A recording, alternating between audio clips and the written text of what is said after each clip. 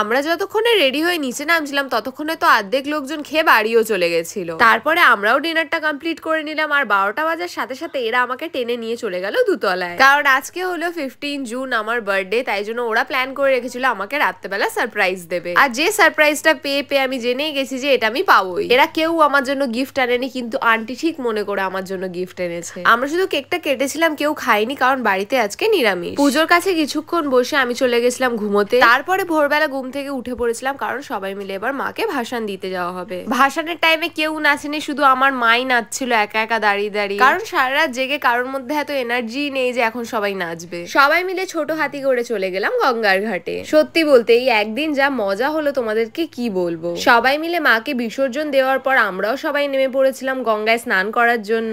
আমাদের কারোর প্ল্যান ছিল না নামার, কিন্তু আমাদেরকে ঠেলে ফেলে দেওয়া হয়েছে। এসে তো সবার টানা ঘুম, তারপর সোজা উঠেছিলাম লাঞ্চের টাইমে। এরম ভাবেই তো আমার কালী পুজোটা কেটে গেল। দেখা হচ্ছে তোমাদের সাথে পরের মিনি ব্লগে।